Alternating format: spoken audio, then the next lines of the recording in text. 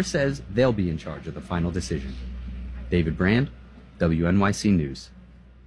For years, a nondescript three-story building on West 17th Street has sat vacant. But the structure is not just another empty building. It's also a remnant of New York City's history of segregation, and it's now edging closer to the landmark status. WNYC's Arun Venugopal has more on what was once known as Colored School Number 4. Eric K. Washington is an independent historian who's led the campaign to landmark the building that once housed Colored School Number 4. He spent years telling the city's preservation groups why this building in Chelsea mattered. It mattered because it represents the official segregated public school system in New York that lasted for most of the 19th century. The building is sandwiched between two larger ones. If you shove your face up against the window, you'll see an empty front room and flakes of paint that have peeled off the ceiling. There's also a sheet of paper taped to the window with text. Built circa 1853, this was one of a series of schoolhouses to develop from the African free schools established in 1787 to educate black children. During its heyday, Washington says it was a magnet for African-American elites, like Oscar James Dunn, the lieutenant governor of Louisiana. And he spoke to the kids about citizenship because this was a big theme. Its alumni included violinist and composer Walter F. Craig and Susan Elizabeth Frazier, the first black teacher in the city assigned to an integrated public school. The building also sheltered children from white mobs during the infamous draft riots of 1863. Andrew Berman heads the group Village Preservation and says all this history is why this site and others marking New York's African-American history need to be preserved. The Landmarks Preservation Commission, says Berman, vowed to do just that in the wake of the Black Lives Matter protests. But it's really been a sprinkling at best, a small handful. The commission's chair, Sarah Carroll, is confident in this case.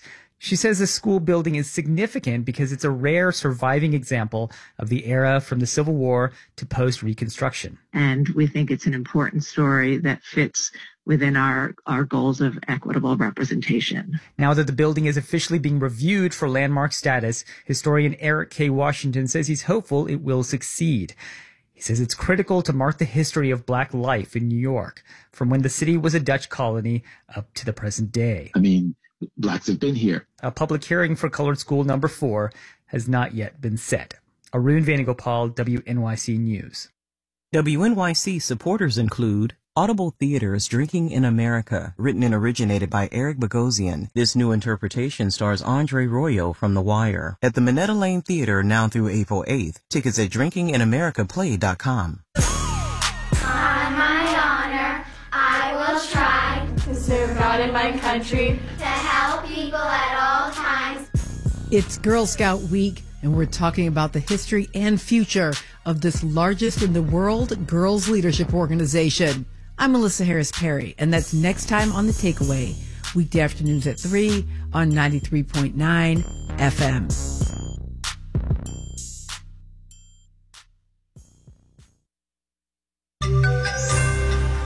We've been tracking the lower interest rates produced by the recent mess in banking. Marketplace Morning Report is supported by VantageScore. VantageScore's credit scoring models help expand financial inclusion by leveraging predictive analytics at VantageScore.com. I'm David Brancaccio in New York. We're leading with a wide-ranging consequence of the collapse of those two banks in recent days. Interest rates fell briskly from their highs, which is the opposite of what central bankers have been trying to engineer as they try to tamp down inflation. Now, when people get nervous about the banking system, investors buy into the safety of government bonds, and when the bond market goes up, interest rates come down. You can see this in the benchmark 10-year rate. It's down at 3.57% this morning after bobbing above 4% earlier last week, and mortgage rates have come down as well. For a 30-year fix, the average has fallen from above 7% to 6.75% in just a week, according to Mortgage Daily News.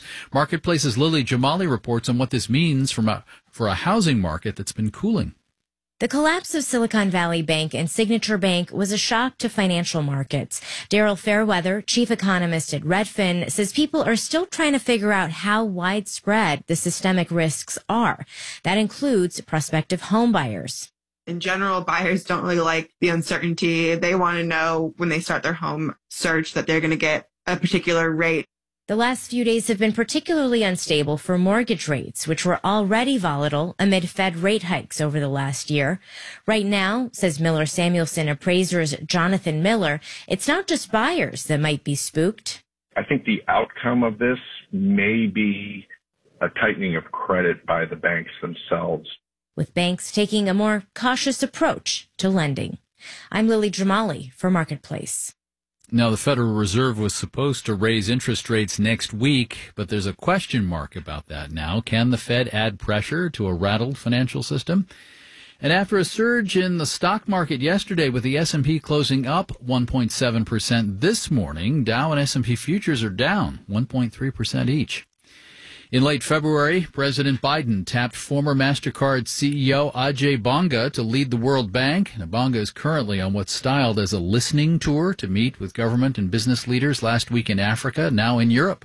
You know, the real issue here is expanding the scope of our thinking to understand that climate and pandemics and fragility are intertwined with development. Banga is on track to replace David Malpass, who resigned in February. Now, under Malpass, the World Bank helped governments navigate the economic challenges posed by the pandemic and Russia's war on Ukraine, but Malpass also faced controversy for a seeming reluctance to accept the scientific consensus on climate change. He later said he was not a climate denier. The BBC's Zawadi Modibo asked the nominee, Banga, about the path forward on fighting climate change. I think if you start with the biggest contributor to climate change, it has been the production of electricity. But then after that, we have to deal with the carbon intensity of construction materials. Then we have to do things with agriculture. And then we have to work on transport, not just light vehicles, where we are making progress with batteries, but heavy transport, shipping, airlines, trucks. The U.S. is the World Bank's largest shareholder and nominates its presidents. Marketplace Morning Report is supported by Fidelity. A dedicated Fidelity advisor can help create a wealth plan for a full financial picture. Investment minimums apply. Fidelity Brokerage Services, LLC. We got the inflation reading for February yesterday, 6% in a year. That's still high, but it's down, an improvement. And it's not 13%. That was inflation's peak in the 1970s when the economy suffered back-to-back recessions. This left New York City almost bankrupt. It cut services to the bone with devastating effects, especially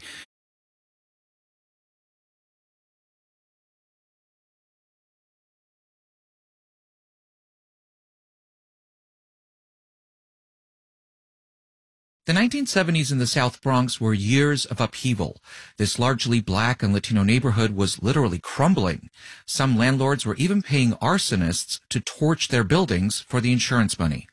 And residents used the few resources available to them, including spray paint and turntables, to express what was happening. Rats in the front room, roaches in the back, junkies in the alley with the baseball bat. I tried to get away, but I couldn't get far, cause a man with the touch repossessed my car. Grandmaster Flash was one of hip-hop's pioneers.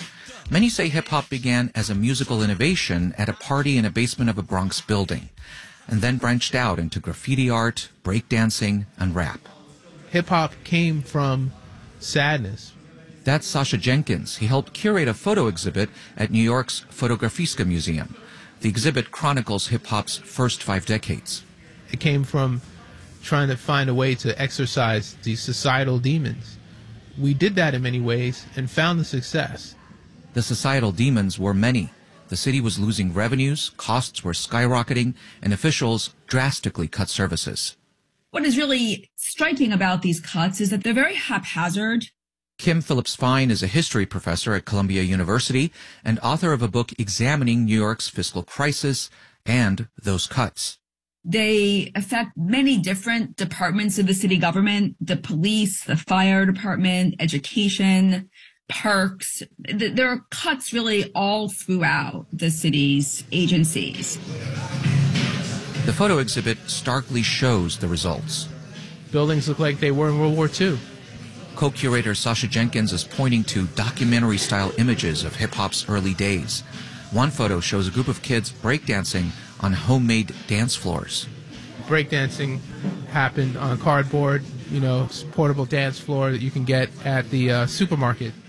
Later images are portraits meant for magazine and album covers. One from 1990 is of a young Queen Latifah with large, bold earrings, a shining cuff on her wrist, and a beautifully decorated hat. She's extremely regal, confident, and someone who looks like a leader. And in many cases, when it came to the rappers, they became de facto leaders because we didn't have social capital, we didn't have necessarily political power. The exhibit shows how hip-hop altered all of that by becoming a way to call for social change and to escape economic conditions that seemed, at one time, inescapable for many. In New York, I'm Nova Safo for Marketplace. And it's a red letter date for accountants, for S corporations, partnerships, and some LLCs. Today is the deadline to file tax returns for 2022, unless you file for an extension. In New York, I'm David Brancaccio, Marketplace Morning Report. We are from APM, American Public Media.